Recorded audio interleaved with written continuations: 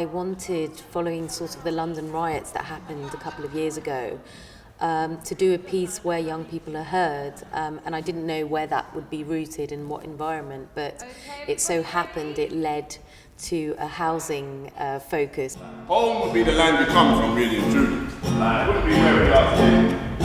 I bet you feel warmer with them, warmer with them. One of the strongest ideas was to find stories from residents of a hostel in East London. We just went along and spoke to people and let people know that we were doing this, and slowly people kept coming to us wanting to tell their stories, and they were so moving and so human that we just carried on, and that made the focus of the piece. It's really, really, really important to me that we don't see this as a remount, actually, that we see this as a new piece of work, because things have moved on in the real life story of the hostel. Things are not good, and there's a whole group of young mums whose funding was cut last August, and who were told that they had to go and live in Wales and Manchester and really far-flung places where they know nobody with their babies, which is awful. You never really see these kind of stories in the theatre, usually.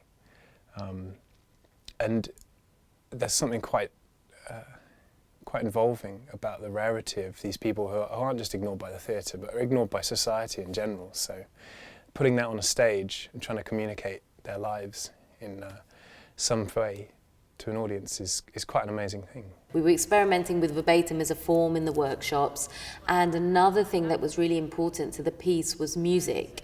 Partly because I always felt, well, music is such an important part of everybody's life, especially a young person. I was interviewing people that were, being interviewed and therefore had a mask of some sort, rightly so. And so the music allows us to hopefully transcend that and get into people's psyche and how they're feeling emotionally. Lots of the times in these interviews, there's something that the person might really want to communicate and say, but they don't maybe feel comfortable to do so or capable to do so. And in the songs, that's where we could really explore those big subtexts. I guess the main thing I wanted to do was to not make it musical.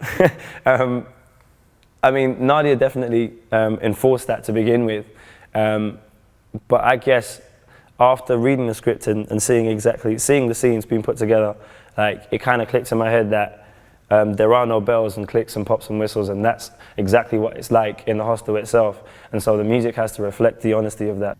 So my character communicates in beatboxing because when Nadia went initially to do the interviews with all the young people in the hostel, there's only a certain amount of people she could speak to, and there are a lot of people that were too shy to come forward. So the idea of my character is that I represent those people that didn't come forward. The song is almost an opportunity to just make this person, who's a real person that you're seeing on stage, just become that little bit more alive and round and full. I heard there's no place like it, that is warm when you feel it on both sides. Yeah, they say you can't live without it, so what does that mean for my life?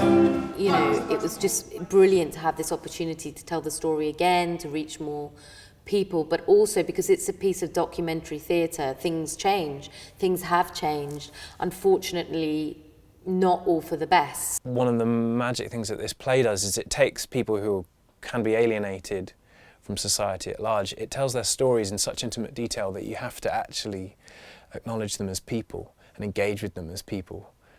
You can't just marginalise them into classic phrases like scum or yobs or whatever it is. And I think the National Theatre audience is quite an open-minded bunch most of the time, but we always need reminding of that these are human beings and they're stuck in a loop. I'm longing for those keys. Oh, how I'm longing for those keys. The idea of being able to shed light on this is a beautiful thing, because there is always talks in media about how there's like a disconnect between the youth culture and the rest of Britain, and being able to help bridge that gap, I guess, is a once-in-a-lifetime opportunity.